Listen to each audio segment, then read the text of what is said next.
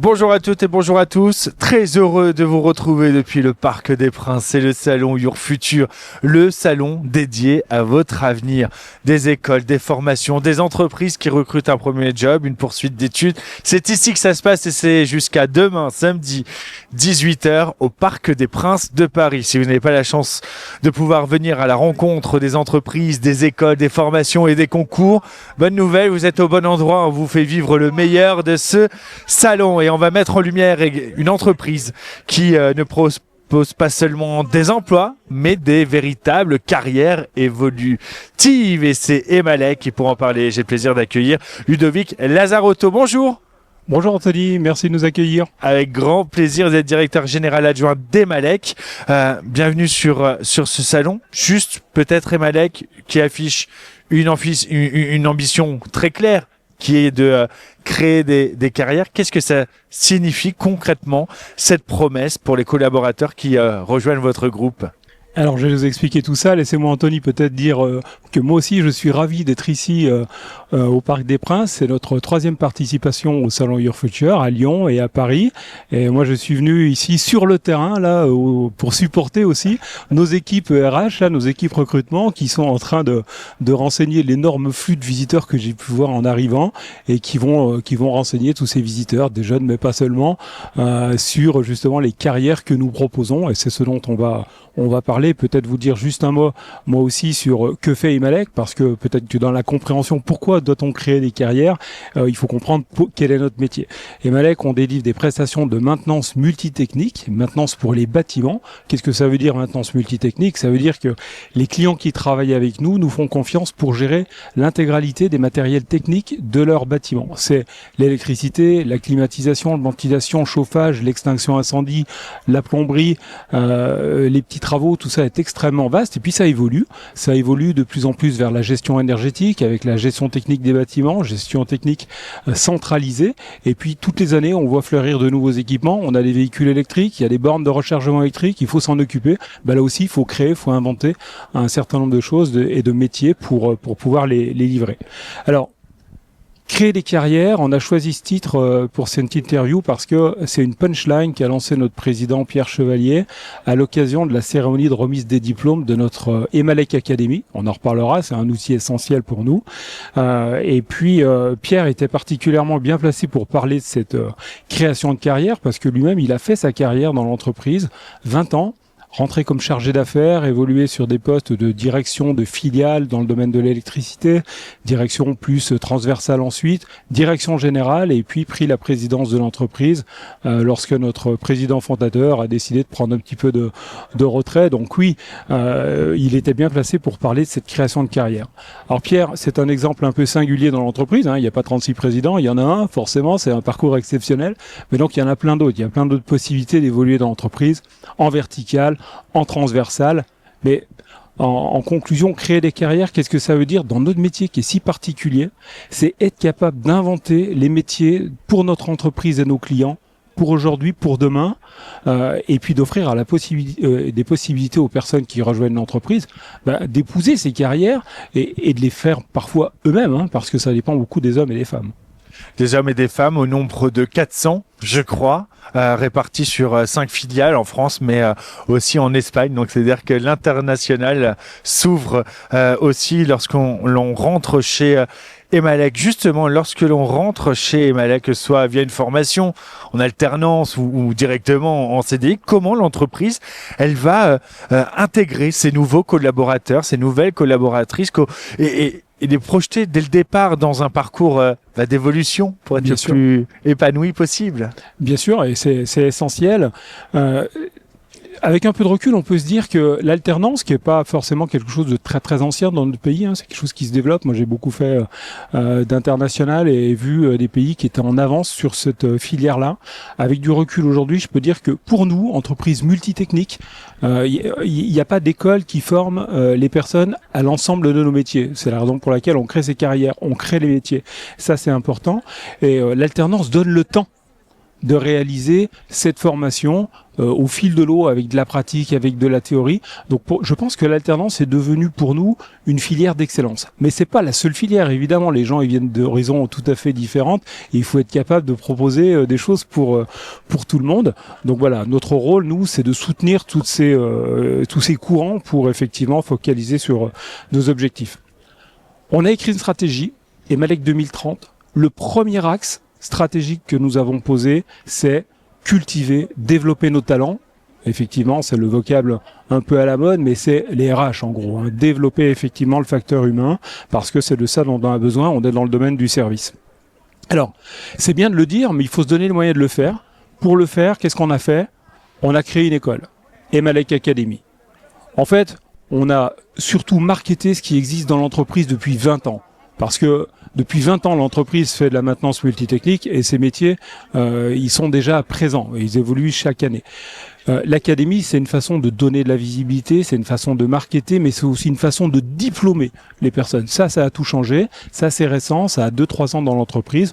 On en est à nos 2 ou 3e années de promotion et on investit massivement sur cette académie. C'est quoi ? C'est un bâtiment, 1000 m² qui sont dédiés à cette formation, avec des salles de classe, certaines facilités autour, et bien sûr tous les modules techniques. C'est-à-dire que on va retrouver ces modules techniques, tout ce que l'on pourra retrouver chez des clients, de la porte automatique, de l'extincteur, des tableaux électriques, des modules de plomberie, des climatiseurs, tout un tas de matériel jusqu'à la borne IRVE pour former effectivement nos collaborateurs.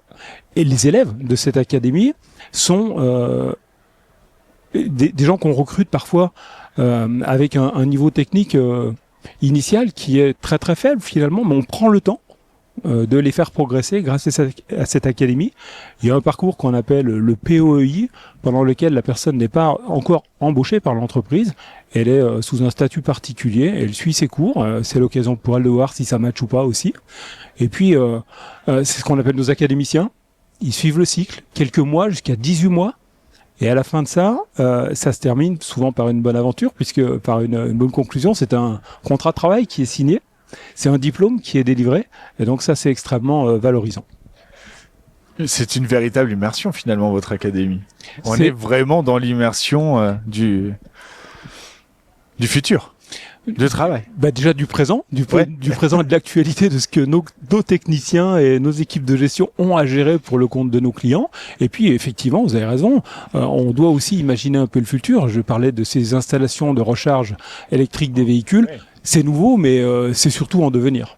Quels sont les différents leviers d'évolution hiérarchique au sein du groupe? Comment vous allez accompagner la montée en compétences et la prise de responsabilité progressive des collaborateurs? Alors, la personne qui rentre chez Emalec ou qui va utiliser l'académie, c'est dans le cadre d'un parcours qui est cadré. Bien sûr, on sait ce qu'on veut faire, on sait ce qu'on doit faire en termes de formation. C'est ce qu'on a appelé, nous, les trajectoires. Ces trajectoires, on les a écrites. Il y a du standard et puis derrière il faut faire un peu de haute couture pour customiser effectivement cette trajectoire à la personne. Donc c'est ça qui est important. Maintenant, sur l'évolution hiérarchique, on va avoir 2 situations. Il y a une personne qui a envie d'évoluer. Elle peut dans l'entreprise assez facilement en exprimer, je dirais, le souhait. Et puis bien sûr, on a le cas où on détecte un potentiel, où on détecte qu'une personne a la possibilité d'évoluer. Et souvent, ça se traduit par aussi une évolution hiérarchique. Donc là, le service RH, il va s'emparer effectivement du sujet et il va créer la feuille de route. À partir d'un standard, il va peaufiner, il va l'adapter à la personne, et puis on va donner du temps à la personne pour réussir cette comment dirais-je, évolution. On va la former, on va la suivre, on va la mettre en situation, on va valider. Il va y avoir des points clés, ces validations. Je veux bien en parler parce que c'est un exercice qui est souvent redouté, mais à la fin toujours apprécié. On organise un certain nombre de soutenances où les personnes viennent devant un espèce de jury. Tel un doctorant. Ouais, finalement quelqu'un qui est à la fin d'un parcours et c'est un jalon important. Et il vient nous présenter. Il vient nous présenter ce qu'il a compris, ce qui lui reste à faire. Et nous, on est là pour évaluer et puis pour dire, ok, peut-être qu'il passe le jalon. Ça se traduit en général toujours par une bonne nouvelle, qu'une promotion, une augmentation, une promotion hiérarchique. mais on a aussi identifié les choses qu'il va falloir continuer à lui apporter pour qu'il finisse son évolution. J'ai cru comprendre que ces fameuses trajectoires, certaines peuvent durer quelques mois, mais ça peut aller jusqu'à 18 mois pour dire leur impact. Bien sûr, c'est un vrai investissement. Quand je parle d'un investissement, vous avez raison Anthony de le souligner, 18 mois c'est long pour l'entreprise, ça peut être long pour le collaborateur. Mais on sait aussi que aller trop vite, c'est prendre le risque de tomber. Donc, on va au bon rythme. 18 mois, c'est quand même des trajectoires qui permettent à certaines personnes de ressortir avec un BTS.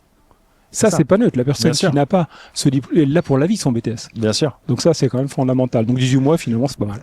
Je le disais en introduction, 400 femmes et hommes, 5 filiales, la France, l'Espagne.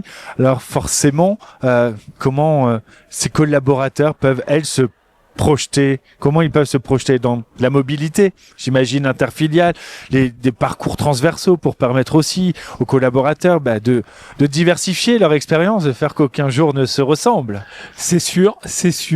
Alors, l'évolution transversale, on va le dire, c'est pas ce qui est le plus commun dans l'entreprise. La voie naturelle, la voie la plus normale, c'est je suis dans un service et puis je monte en qualification dans le service et j'arrive à en prendre potentiellement la tête. Ça, c'est plutôt le vertical. Sur le transversal, même si c'est pas le plus commun, c'est sûr qu'il existe. Il existe et on peut l'illustrer. Je vais l'illustrer par. Je vais vous donner des prénoms, les prénoms des personnes qui ont suivi des parcours transversaux assez intéressants. Avant de passer à des cas plus particuliers, imaginons une personne chargée d'affaires, chargée de clientèle, chargée d'affaires adjoint, qui gère de façon opérationnelle un certain portefeuille client. Très bien. Ce portefeuille client, il a une spécificité technique, ce genre de choses. Au bout d'un moment, pour que la personne évolue, il faut peut-être le changer d'équipe. Il va faire le même métier, mais en travaillant avec d'autres clients, il va apprendre d'autres techniques, il va apprendre d'autres process, et c'est toujours enrichissant. Ça, c'est déjà un petit bout de transversal. Mais si on va plus loin, on a des personnes qui sont typiquement issues de ce terrain opérationnel, qui ont collectionné une expérience incroyable, très très importante, et dont on peut faire bénéficier toute l'entreprise. Je vais vous parler de Nicolas, je vais vous parler de Vanessa, qui sont des personnes qui ont passé à peu près 10 ans chez nous à l'opérationnel, et au bout d'un moment, on se dit ils ont envie de faire autre chose, et nous on dit on peut les utiliser plus généralement. Et c'est des personnes qui passent sur des services qu'on appelle les services support. C'est les achats, c'est la gestion de sous-traitance, c'est les méthodes qui vont structurer les contrats, qui vont nous donner de l'agilité, nous permettre de démarrer plus vite des contrats avec des clients, et ça derrière, c'est de la satisfaction, c'est très intéressant. Et puis, je crois qu'on a encore inventé un truc, c'est le transversal. On parlait de vertical, on parlait de diagonal. C'est de transversal, c'est le diagonal. C'est le diagonal. Je vais vous parler de Pierrick. Pierrick, super exemple, c'est un jeune gars qui rentre comme chargé d'affaires adjoint en alternance dans la filière Emalec, la filière maintenance. Et puis, il a d'autres envies, d'autres possibilités. Il s'intéresse aux petits travaux, puis aux travaux, et il performe là-dedans. Et aujourd'hui, c'est le patron de notre filiale qui s'appelle Magestime, filiale tout corps d'État. Et quand je dis le patron, c'est vraiment le patron. C'est-à-dire qu'il connaît toutes les étapes et il porte ça. Et pour nous, c'est vraiment satisfaisant. Pour nous, direction générale, on est sponsor, on est supporter. C'est facile pour nous. On le pousse et il avance. Je le disais, l'international fait aussi partie de l'ADN d'Emalec. Quelles opportunités vont être offertes aux collaborateurs qui souhaitent évoluer à l'international et comment ces parcours vont être accompagnés? Alors, j'apprécie que vous parliez de ce sujet international parce qu'il me tient particulièrement à cœur. J'en ai un petit peu toujours fait dans ma carrière. Et puis, je suis en charge de cela pour l'entreprise Emalec, d'essayer de développer notre empreinte internationale en implantant des filiales dans les différents pays où nous prestons aujourd'hui. On est présent en Espagne, je l'ai dit, mais c'est encore une présence limitée. On souhaite avoir une capacité nationale en Espagne. Et puis, on a beaucoup de contrats au Benelux, qui est un pays qu'on connaît très bien, puisque dans le passé, nous y avions été. Et puis l'Allemagne également, qui est un pays sur lequel on a beaucoup de business qui se développe aujourd'hui.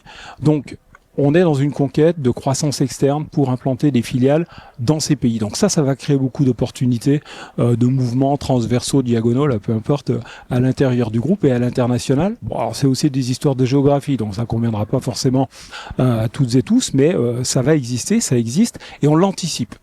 Comment on l'anticipe? Je vais vous parler d'un autre parcours, je vais vous parler de Sophie.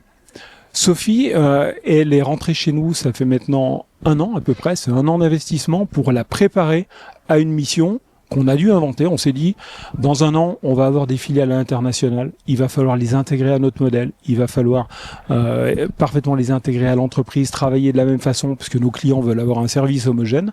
Et donc, on a embauché Sophie en lui disant, OK, tu vas commencer par apprendre ce qu'est le métier parfaitement, et puis ensuite, tu seras en capacité de faire le lien, le trait d'union avec les filiales internationales que nous sommes en train de rechercher et que nous allons acquérir.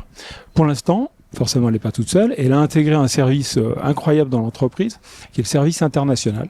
Il gère des contrats multi-pays pour des clients qui ont un réseau, comment dirais-je, de magasins, par exemple, souvent dans le domaine du luxe d'ailleurs, avec une capacité interne. On est dans 14 pays, 14 ou 15 pays. Là, on travaille pas avec nos techniciens, pas encore. On recherche justement les filiales pour travailler avec nos propres techniciens. Donc, on travaille avec un réseau d'une centaine de partenaires. Et puis, il faut animer tout ça. On parle 7 langues dans ce groupe-là. Donc, vous voyez, elle est en immersion totale dans un groupe de 20 personnes qui parlent 7 langues, qui travaillent dans 14 pays avec 100 partenaires. Elle est en train d'apprendre ça. Donc, ça sera facile pour elle derrière. Et d'autres qui vont suivre pour faire ces unions avec les filiales. Créer des carrières, c'est aussi former et accompagner, mais dans la durée. Ouais. Quel dispositif de formation, d'accompagnement vous allez mettre en place pour sécuriser les parcours et surtout fidéliser ces talents? Parce qu'une fois qu'ils sont formés, il faut qu'ils restent. Bien sûr. Donc c'est énormément d'investissement pour effectivement sur le bien-être au travail, sur la qualité de vie au travail, pour que les gens viennent avec plaisir dans l'entreprise et qu'ils s'investissent facilement, c'est sûr. Mais ce que je voudrais dire, c'est que on va réutiliser nos trajectoires, nos outils et nos trajectoires dont je parlais tout à l'heure. Je vais dire qu'elles n'ont pas d'âge. Elles n'ont pas d'âge. Elles peuvent être utilisées pour la personne toute jeune qui arrive dans l'entreprise et qui va commencer par effectivement suivre une de ces trajectoires. Ça va aussi matcher pour une personne qui a plus d'expérience et qui va vouloir se diversifier dans l'entreprise, qui va vouloir faire autre chose. Donc ces trajectoires, elles n'ont pas d'âge, elles s'appliquent aux plus jeunes comme aux plus anciens. Donc c'est les mêmes outils finalement qu'on reparamètre. Et puis au final quand même, oui. Ça c'est quelque chose qu'on a développé assez récemment dans l'entreprise. Au-delà de ces trajectoires qui sont pour certaines sanctionnées par des diplômes, je vous ai parlé de BTS, je vous ai parlé de Bac Pro, on a aussi des CAP dans des domaines d'activité bien particuliers comme l'extinction incendie, qui sont un must-have, on doit avoir ces formations-là. Et au final, pourquoi pas accéder à l'actionnariat et au capital de l'entreprise. Donc en termes de fidélisation, là on va au bout du bout. Au bout du bout et vraiment participer aussi à cette culture de l'entreprise, parce que finalement quand on participe à son capital, on n'est pas simplement un salarié. Ça veut dire que l'avenir de l'entreprise, le quotidien de l'entreprise nous appartient. Exactement. Quelque part aussi, et qu'on a notre grain de sel à voir, et en tout cas notre travail n'est pas simplement un apport, mais c'est quelque chose qui nous revient par derrière. Pour conclure, si là vous aviez un message à faire passer, à adresser aux jeunes, mais peut-être aux alternants, même aux professionnels aussi en reconversion qui cherchent aujourd'hui une entreprise capable de leur offrir un véritable projet de carrière, qu'est-ce que vous leur diriez ? J'ai envie de leur dire quelque chose de tout simple. J'ai envie de leur dire, venez sans retenue, investissez-vous et on va s'occuper du reste. Le message est passé. Merci beaucoup Ludovic et Lazarotto pour cet échange. Et Malek, voilà, une entreprise qui a mis sur l'évolution, la mobilité, les projets à long terme et surtout le bien-être. Parce que quand on se sent bien, on reste, et quand on se sent valorisé, on a encore plus envie de rester et de s'investir. Je rappelle qu'Emalek est présent ici au Parc des Princes. Absolument. Pour ce salon Your Future, et qu'on peut venir à votre rencontre jusqu'à demain soir. Exactement, merci beaucoup. On continue d'évoquer votre avenir. C'est ça le salon Your Future. On est en direct. À tout de suite.